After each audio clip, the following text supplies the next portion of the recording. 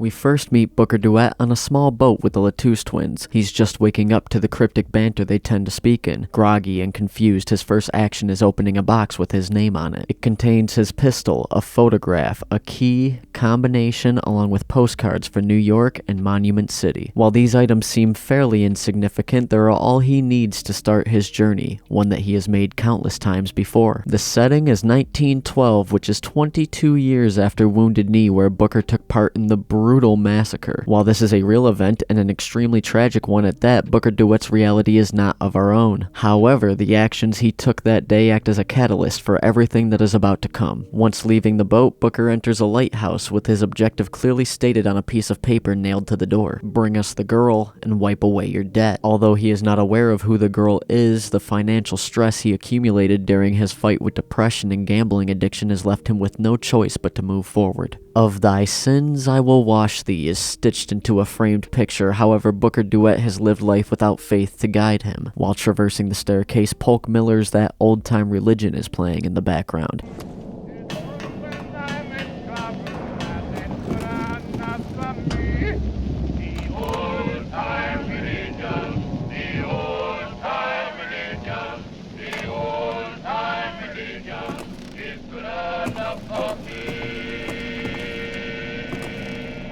The next floor shows an executed man holding a warning not to disappoint along with a ticking clock. The closer Booker gets to where his destiny lies, the more distress overpowers his confusion. When he finally reaches the top of the lighthouse, Booker rings the bells using the combination given to him earlier. This causes the clouds to turn red as dark horns play an acknowledgement to his action. As soon as Booker decides to sit down in the chair provided to him, he is immediately restrained inside a rocket ship sending him towards the sky. Whilst yelling in fear, trying to make sense of what's happening, he is greeted with the beautiful city of Colombia resting above the darkness inside the storm that he left behind him. This is your mandatory spoiler alert warning. I'm flying high, but I've got a feeling I'm falling.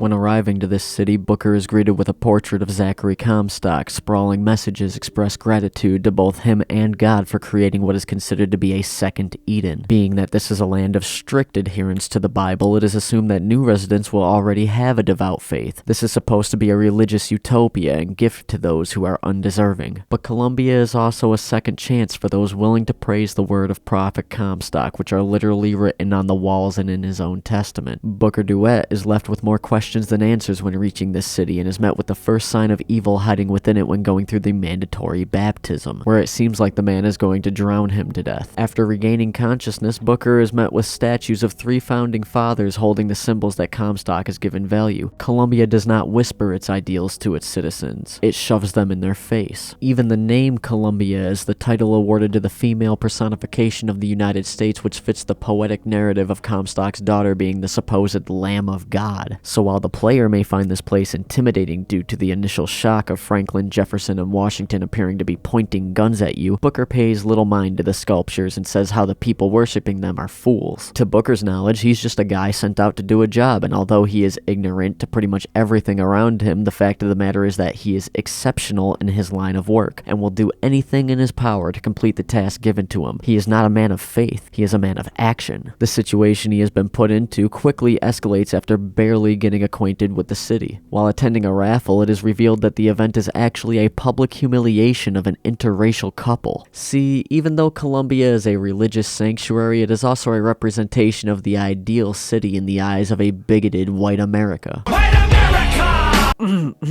My apologies. Despite a warning given to him by a Latouche twin not to choose number 77, he doesn't have much of a choice because his destiny is already set in motion. Once Booker raises his arm, the crowd is made aware of the brand that gives him the label of the false prophet. This allows Booker the opportunity to massacre guards in self-defense. What shortly served as a bright and vibrant city is now the setting for a war between Booker and an entire nation. This causes things to start rapidly descending into madness. The vague instructions given to him now involve stealing revealing Elizabeth, the daughter of Comstock and heir to a throne bestowed upon her by divine intervention. Oh, by the way, she also has the ability to bend space and time. That's kind of important. Booker DeWitt understandably has a difficult time absorbing his surroundings while breaking into the library she has been secluded in for experimentation. Once leaving her prison, Elizabeth is made aware of the heavy surveillance, but when shouting for answers, Booker responds with urgency instead of analysis, seeing as how the entire foundation is crumbling around them. On top of all the confusion, Songbird makes their first appearance, which results in the group diving off a zipline into the water below. While Songbird and Elizabeth quickly reach the surface, Booker has had a long day and decides to take a nap. His loss of consciousness brings him to a dream where he is back in his room, but now instead Elizabeth is there, echoing the demands heard at the door earlier. These black and white dream states are his brain piecing together the puzzle of how he really got into this situation, but he hasn't gotten nearly enough information yet. After waking Booker up, Elizabeth shows her worry and states that he almost drowned, but Booker in turn says that he'll be fine and brushes her away so he can recover. She can then later be found having a wonderful experience dancing with the denizens on the beach, but while she is in a state of pure bliss asking for Booker to join her, he instead exploits her obsession with Paris to lure her away and ensure their safety. Shortly after her attention has been shifted, Elizabeth points out a portrait of Comstock and echoes the rumor that he can see into the future.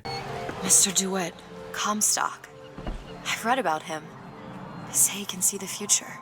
Give a man a little power, he falls in all kinds of love with himself. I don't like his look. There is then a small meeting with the Latouche twins where they offer a choice of 2 pins, but while Elizabeth shows interest in them both and offers Booker DeWitt to choose one, his decision is made with very little interest put forth. His mind still completely focused on the task given to him, and it would be a lie to say his urgency wasn't sympathetic given the circumstances. The situation he's been put into is extremely complex and the matter is life and death. Booker has clearly made an effort to be cold and distant towards Elizabeth given the fact that she is merely a means to an end. While Elizabeth has been sheltered her whole life, Booker DeWitt has seen and partaken in the terrible acts humanity is capable of. So while she has a burning passion for the world, Booker's viewpoint is a sharp contrast. This is brought to the forefront when Booker has an altercation with a ticket salesman. This results in a gunfight with Booker killing multiple guards in the process. Elizabeth is mortified to learn how quickly Booker resorts to murder and then calls him a monster, to which Booker responds with this speech. You killed those people. I can't believe you did that. They're all dead. You killed those people. Elizabeth, You're a monster. what did you think was gonna happen? What? Do you understand the expense that people went through to keep you locked up in that tower? You think people like that are just gonna let you walk away?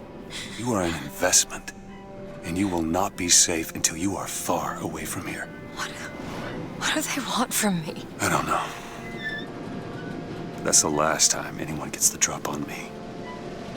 This is the first of many turning points in their relationship. Even though Booker DeWitt is a man who saved her, Elizabeth realizes the great lengths he will go to protect her life. From then on, she will provide medical assistance to Booker, seeing as how they are now in this together for better or for worse. When reaching the gondola, she asks Booker about Anna, the name he repeatedly said while passed out on the beach. Foreshadowing! Booker quickly brushes this off, saying he doesn't want to talk about it. When she starts expressing gratitude for his actions, Booker scoffs at the notion, saying that he's only there because of his gambling debts. Unfortunately, this newfound trust Elizabeth had for Booker is squandered once they reach the First Lady airship. Booker feigns his first slight interest in Elizabeth by asking how she is doing. While she expresses her excitement for Paris, he starts setting the coordinates for New York, revealing his impulsive lie at the beach earlier. She weeps at this betrayal. In the short time they've met, he has managed to exploit and manipulate her for his personal gain, causing her to attack him and run off in a fit of rage. Up until this point, Booker DeWitt has been shown as a fairly respectable character, someone who has been tossed into an unfathomable circumstance resulting from a financial burden he is obligated to. But now the lines have become blurred due to taking such drastic measures to finish the job given to him. Booker's distant and selfish attitude towards Elizabeth is no longer justified because now he is the one holding her captive, making him no better than her previous overseer.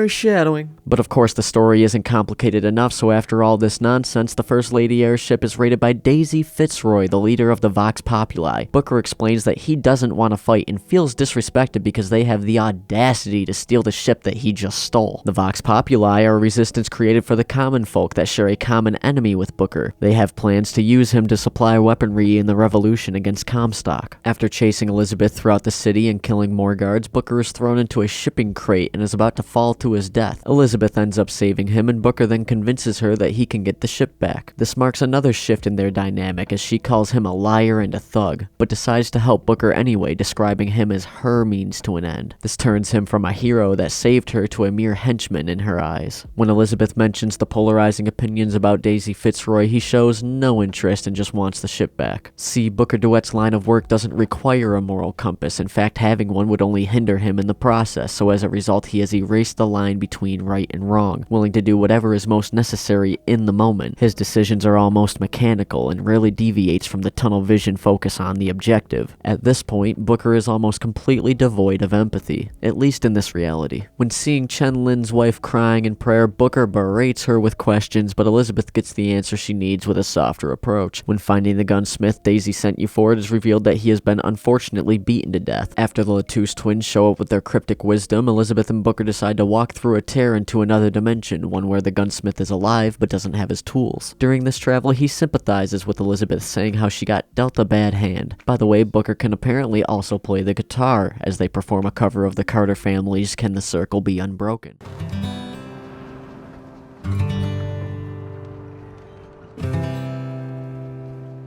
Will the circle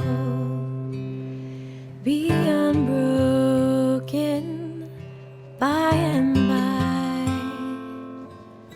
by and by? Is a better home awaiting in the sky, in the sky?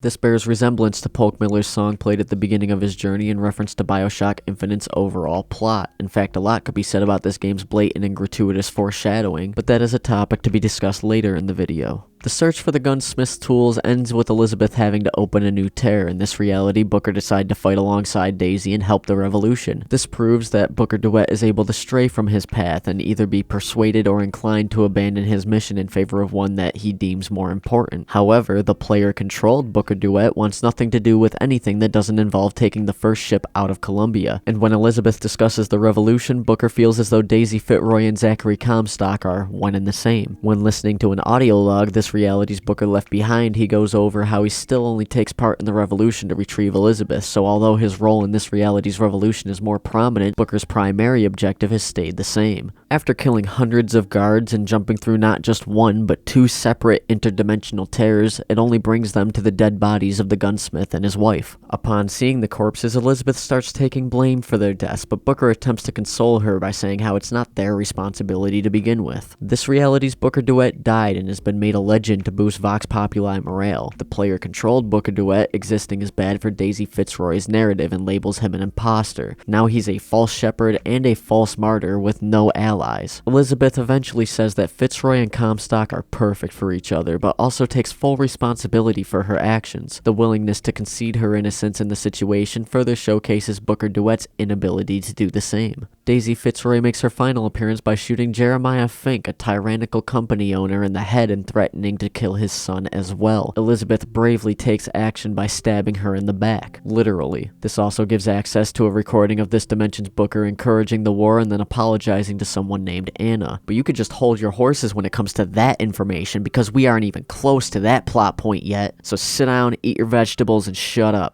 Elizabeth feels great remorse for what she has done and then asks Booker how one can absolve themselves of guilt. His response is simple: you don't. This short conversation sums up Booker DeWitt's primary moral dilemma, or better yet, lack thereof. It's not like he forgets or tries to justify his wrongdoing, he actively ignores what pain may come from it and then moves forward regardless. When it comes to executing a task, this is his greatest asset, but still being capable of emotion and actively repressing it will undoubtedly be detrimental to him in the long run. This interaction could have easily been the vocal snippet to start the game, but the other line that was chosen instead is an understandable decision. Immediately following this dialogue, there is finally a moment hinting at some sort of closure, where Booker will either go to Paris or New York. But before he even gets to think it over, a pissed off Songbird flies face first through the fucking windshield, then proceeds to throw the ship downward, leaving the duo helpless as it plummets to the ground. Luckily, the Latouche twins are there to provide more vague exposition, however they leave you with the hardest obstacle Booker DeWitt has come across so far: this piano and its ridiculous collision detection.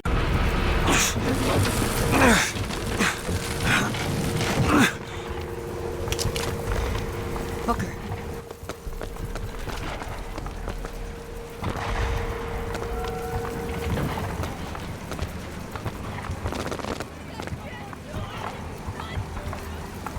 When asked if he believes that Comstock can actually see into the future, Booker says that he had a dream about New York burning. Although this shows how Booker is having doubts about reality, the fact that Elizabeth poses this question is odd given the fact that they can rip holes in the universe at will. Elizabeth comes to a realization on who the Latouche twins really might be, and in regular Booker fashion, he just doesn't understand and calls them crazy. If nothing else, this character remains consistent with his ignorance and willingness to keep it. He has almost no deductive reasoning skills. Booker actually asks why Elizabeth, a girl who was locked in a room full of books for years, why she would take an interest in lockpicking. Oh, and I almost forgot, Songbird shows up again to shove their big head through yet another window. After this, Elizabeth is pretty shaken up, and surprisingly, Booker is supportive. When she hints at him having to kill her through astounding visual cues, Booker assures her that it wouldn't come to that. This is the first cut and dry statement that sheds light on the fact he actually cares about her. In fact, Booker brings up the conversation afterward, wanting to know what Songbird did to her, and his interest in her prior situation shows tremendous growth for the character, given the fact he previously couldn't give less of a shit when it came to the details. But that's not all. As they attempt to enter the Comstock house, Elizabeth feels the best course of action is to amputate her dead mother's hand. This is where Booker shows genuine concern and tells her to think it over, as he is reluctant to go through with the whole idea, eventually insisting that he cuts the hand off himself instead. The resulting battle with Lady Comstock's ghost is the most difficult boss aside from the piano barricade that was seen earlier. After many pew-pews and bang-bangs, Elizabeth finds out that Lady Comstock isn't her mother, and the ghost is actually a manifestation of Elizabeth's hatred towards her. Booker doesn't even try to understand, but that's not a fault on his part, because this game doesn't just jump the shark, it uses quantum mechanics to gracefully hover above all the sharks in every dimension. This is coupled very nicely with Songbird showing up to viciously throw Booker through, you guessed it, a window, prompting another monochrome dream sequence. Booker walks into the previously locked room instead of the front door. Once Booker eventually wakes up, Elizabeth lets Songbird take her to save him. Booker then gets pissed and calls Songbird a piece of shit. In the hunt to rescue Elizabeth, yet again an older version of herself that gave in to Comstock's demand shows Booker what happened in her reality. The dream Booker had about New York burning became true. He doesn't seem too concerned with the city's destruction, instead focusing intently on the conversation with the Elizabeth in front of him. When Booker rescues his Elizabeth, he tells her how they're getting out of there and going to Paris. She refuses and wants to kill Comstock. He is apprehensive towards the idea, but then says Elizabeth can't kill Comstock because he is going to kill Comstock. Oh man, so badass, This back and forth of Booker wanting to finish this himself and Elizabeth's determination to seek revenge continues even as they are about to enter Comstock's private sanctuary. The conversation escalates beyond Booker's breaking point when Comstock becomes hostile towards Elizabeth and Booker ends up killing him in a fit of rage. This leads the question posed of what happened to Elizabeth's finger unanswered, and of course Booker is just left dumbfounded because he doesn't know anything. As they are leaving, Songbird shows up one last time to stick their head through their final window, then destroys the siphon that held back Elizabeth's true power. Once Songbird has completed the task given, Elizabeth teleports to Rapture, where Songbird dies underwater behind the one window that they cannot break. Booker DeWitt extends an apology and then poses numerous questions, seeing as how Elizabeth is now leading the way. away. They end up back at the lighthouse where Booker started his journey. Elizabeth explains how everything is intertwined, and there's countless numbers of lighthouses, Comstocks, Elizabeths, and Booker DeWitts. The black and white memory of Booker's apartment holds the truth that Elizabeth is actually Anna DeWitt, the child that he gave away to absolve his gambling debt, a debt that he accumulated from his depression after Wounded Knee and Anna's mother dying during childbirth. Booker had a change of heart attempting to take Anna back, and in the struggle her finger was severed in the dimensional tear. So finally, after a long search through repressed memories, multiple Elizabeths come forward as they all explain together how the baptism after Wounded Knee is what started the entire series of events, because Zachary Comstock and Booker DeWitt are the same person. Well, I never. While the player-controlled Booker DeWitt has been ignorant and two-dimensional this entire game, his story arc is only a very small portion of who this character actually is. The revelation as Booker dies and the Elizabeths fade out of existence opens the door to a much larger picture, and suddenly all the cryptic conversations with the Latouche twins start to make sense. The Booker DeWitt you play in this game is nothing more than a sacrificial pawn. His views and emotional growth throughout this journey is both pivotal to the success of his mission, yet insignificant in all other regards. His path was already predetermined because the story has already been told countless times. So to really understand who Booker DeWitt is supposed to be, we also have to understand the villain that he turned into. Which means that we're only about halfway done with being able to analyze this character. We now have to turn our attention to Comstock, which I'm sure he would be overjoyed about. But first, as an intermission, I will make good on my promise and introduce a short glimpse into the relentless onslaught of foreshadowing that is presented in BioShock Infinite with a self-indulgent list of examples. I'll try to make this quick. Poke Miller's song at the beginning of the game works three ways. It is looped at the line, "It is good when I am dying," foreshadowing the ending. Secondly, its hook and title of the song foreshadows the large role religion plays in Colombia. Thirdly, the real-life Poke Miller had to stop touring due to the racial discrimination against his 4 black band members, which foreshadows how bigoted Colombia will be, leading to the Vox Populi's revolution. The name Anna is said numerous times throughout the story, but one conversation recklessly throws out a huge spoiler, knowing that the truth is so convoluted the player couldn't possibly notice it on the first playthrough. Shortly after Booker and Elizabeth get acquainted, a woman mistakes her for someone named Annabelle. This is way before any context of who Anna is will be given, but when playing a second time, this interaction sticks out like a sore thumb. Each time you end up in the black and white memory of Booker's house, the music coming from Anna's room is louder and more distinct, even though you cannot see what's inside of her room until the end. The song is clearly coming from either a music box or a child's mobile. This acts as a fairly clever hint to who Elizabeth really is, and also symbolizes Booker's steadily increasing recollection of what actually happened. There are a slew of vocal snippets pertaining to later sections of the game, covering topics including, but not limited to, Booker and Comstock's similarities, the Latouche twins and their plan, Daisy Fitzroy's death, Booker's death, and Lady Comstock not being Elizabeth's real mother. Some foreshadowing is blatantly visible after the event already happens. In one instance, there's a poster of Songbird in the elevator right before Elizabeth opens a tear with Songbird in it, but most notably, the AD scar on Booker's hand is hinted at being a biblical reference due to his label as a false shepherd, but it is actually Anna DeWitt's initials. And given the fact that Colombia is located above New York and the coordinates that Booker set in the First Lady airship are 78 degrees north and 364 degrees east, and the fact that 360 degrees is a full rotation, this sets the airship on a fairly direct path past Rapture, foreshadowing the detour you take to this submerged land of nostalgia bait. Okay, that's a bit of a stretch, but still, even though the player might not always understand what the fuck is actually happening, the meticulous attention to detail and superb ability for the writers and creative staff to envelop the various dialogue and set pieces into a seemingly endless supply of clues is something to marvel at when fully grasping the entire story arc this game has to offer. Would you kindly give a celebratory golf clap to everyone involved? Now that that's out of the way, we can focus on Comstock. He is one of the most insidious and detestable villains in all of gaming. The baptism after Wounded Knee allowed Booker DeWitt not only to forgive his own sins, but reinvent himself as a man who would go on to glorify this battle. For further context and a recap on middle school American history, the Indians at Wounded Knee were not a standing army, but rather a town of civilians that were already stripped of their weapons. They were fired upon by a horde of American soldiers and bombarded with mountain guns, which are essentially small cannons. Hundreds of Native Americans died, and over 20 soldiers were awarded the Medal of Honor. It is worth noting that some of the Indians at Wounded Knee were influenced by Jack Wavoka Wilson, who said that the Messiah came back as a Native American and would raise all Native American believers above the earth. This started the Ghost Dance religion, which also stated that the Indians were immune to weapons. While the main inspiration for Comstock's plan seems to be inspired by the Book of Revelations, Wavoka sharing a prophecy after speaking to God is pretty much the same idea Comstock maliciously used verbatim. Comstock was able to use his newfound faith along with the Latouche field to create a city that combines his ideal vision of the government that taught him how to kill, along with being an homage to the god who supposedly forgave him afterward. But just building a flawed, capitalistic, racist, god-fearing city wasn't enough. Comstock also developed an unfathomable ego. You would be hard-pressed to find any place in Colombia where his presence isn't felt. The testament that he created for himself in monolithic statues are spread far and wide, along with the propaganda relating to his excellence around every corner. He would indoctrinate the city's youth with carnivals and education that would give them both a pride of who they are and a hatred for everyone else. This is shown very clearly in the DeWitt and Duke skits, Duke being a strong name for kids who fall in line without asking questions, and DeWitt being a derogatory term for kids who are unwilling to cooperate. At the end of every skit, the narrator reminds the kids not to be a dimwit. Sunday without being asked. Dimwit shoots mice every afternoon and puts the old man's rifle back dirty. Remember, boys and girls, don't be a dimwit.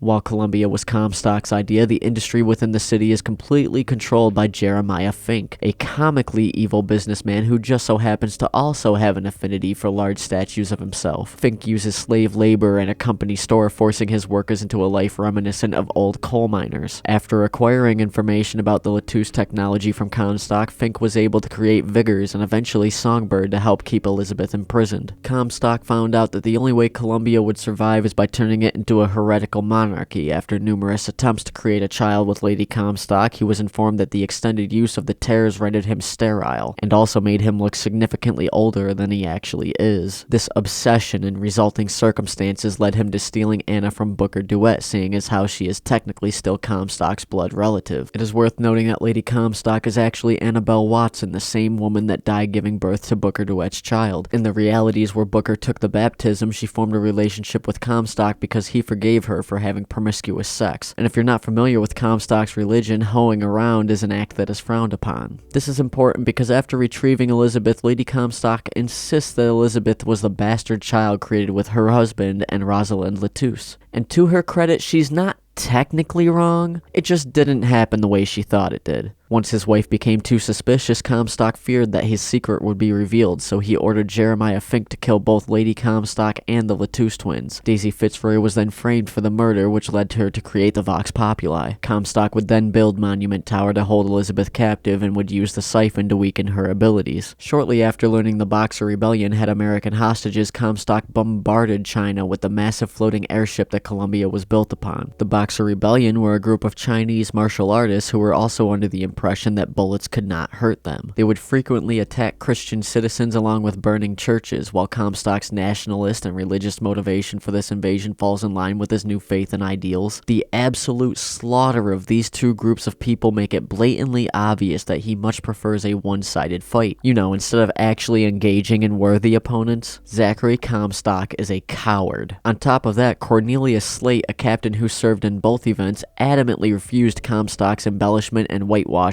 pertaining to these battles, and in turn, Comstock had Slate stripped of his rank. The American government also was not pleased with the Boxer Rebellion attack, which led to Colombia seceding from the United States. Now armed with massive warships, a standing army, and one hell of a story, Comstock set out to have his revenge on America by attacking New York. This act would be revered as his great prophecy through a phrase that is said and shown numerous times throughout the game. When listening to the various voxophones and speeches Comstock is given, it becomes incredibly clear that he is a poet of destruction. This man cannot help himself from using biblical and nationalist references to manipulate the people around him anytime the opportunity becomes present. In his egotistical monologues, he justifies unfair tax practices, blatant racism towards black people, the series of ruthless attacks he plans to conduct, the imprisonment of Elizabeth, and the witch hunt of Booker DeWitt, all while making the citizens of Colombia feel unworthy of his forgiveness. Even though there are many examples of Comstock's hate-filled, long-winded speeches, the full extent of his rage is beyond the narrow scope of a single statement. Through the course of the game, the perception of this character changes from an overconfident king to a maniacal sociopath, willing to commit unspeakable cruelty in order to maintain power. In the larger, more general scope that BioShock Infinite beats you over the head with, Comstock is actually the personification of corruption that runs rampant in religion and government to the point of a systematic destruction of morality. The possibility that one person could gain a large following that is completely manipulated to bend at their every will by piggybacking off these previous beliefs is actually a historical fact. There have been many leaders that claim divine intervention for personal gain, and unfortunately the general public is not immune to being coerced, especially when their passions and lifelong ideals are being used against them. Now, I wouldn't be so pessimistic as to say that the monotheistic and capitalistic traditions in American society are so flawed that they can be exploited indefinitely, creating a breeding ground for hatred, racism, greed, and a lust for power that can only be sustained by large wars resulting in countless deaths of innocent people. But BioShock Infinite would, and given the slightest bit of historical context, I'm inclined to agree with the statement that's being made pertaining to the topic. The idea of being born again and absolved of all wrongdoing is a loophole in the system. While it may let the conscience rest easy and be healthy for a person's mentality, Comstock is intentionally made as the perfect example of someone who is not meant to be forgiven. The question of whether or not someone can really be absolved of their sin is posed consistently throughout the game, and given the fact that Comstock literally has no redeeming qualities, nor is he a character you're meant to feel empathy for, and the ending shows that the best course of action is for Booker to die before even given the chance of redemption, the obvious conclusion that the player is supposed to reach is no. However, I disagree purely on the fact that Comstock as well as Booker completely fail to learn from their mistakes. I personally am not a man of God, but rather view religion as a tool that people can use for self-reflection, of which this character has absolutely none. While Comstock became more prepared for Booker's infiltration through studying every possibility available to him, that is only a very small part of what really became of his downfall. And while Booker DeWitt is able to feel remorse when doing so, he subsequently dives into addiction and uses his proficiency in murder to sustain it, regardless of how it affects those closest to him. Comstock's baptism allowed him to live a life devoid of introspection. He insisted on believing the problem was the fault of others and not his own. Booker shares the same problem, being that he is so completely ignorant due to his refusal to focus on anything aside from the job given to him. It gets to the point where the questions he poses throughout the game become comically redundant. But the final piece of the puzzle that solidifies both Zachary Comstock and Booker DeWitt rests at the very beginning of their story. A single voxophone hidden in an art gallery is titled "The True Color of My Skin." This reveals the truth about our main character and arch nemesis in just over 30 seconds of dialogue.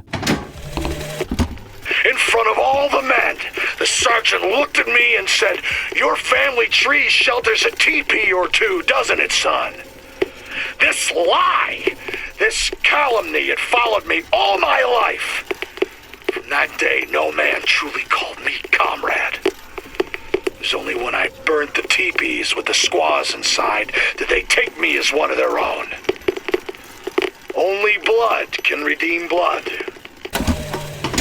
While it is Zachary Comstock's voice being heard, the responsibility of these actions falls on Booker DeWitt. Out of all the terrible things that have come during and after this battle at Wounded Knee, the only justification for the relentless inferno of hatred that he brought with him is a derogatory comment about his family's bloodline. This despicable person took one racist remark and let it fester inside of them, using it as fuel for the fires he would then burn the Indians' village down with. This reduces Booker DeWitt to an oversensitive teenager that bathed in bloodshed just to fit in. Unable to live with his past, this pathetic excuse for a supposed protagonist is only left with two options. One leads to a life of addiction and poverty, while the other leads him to being the White Devil. While the player-controlled Booker DeWitt's struggle is financial, Zachary Comstock's struggle is emotional. Booker being so desperate to break even that he'll murder anyone who stands in his way, and Comstock being so insecure that he builds a whole floating city of forced worship to his name. Every single unforgivable evil that Comstock BioShock partakes in is something that Booker DeWitt is capable of with just a little encouragement. You do not play the hero in BioShock Infinite. You play the altered version of this worthless, corrupt bigot that the Latouche twins dragged into existence, allowing him to know just enough to end the misery that they unknowingly took part in. Aside from his wife who passed away during childbirth and possibly a version of Anna floating around in one reality, the vast majority of people this character comes in contact with dies throughout the story, whether it be from direct causes or indirect circumstances. Booker DeWitt is a racist fuck-up who gave away his first and only child. He is a vicious murderer that craves the attention of others, at least subconsciously, despite any objections he might have against it. He refuses to take any responsibility for his actions until absolutely necessary as a last resort. He is a manipulative liar that will gladly hide the truth even from himself for personal gain. He is a plague of negative energy that the universe rejects, and as Elizabeth puts it simply, he's a monster.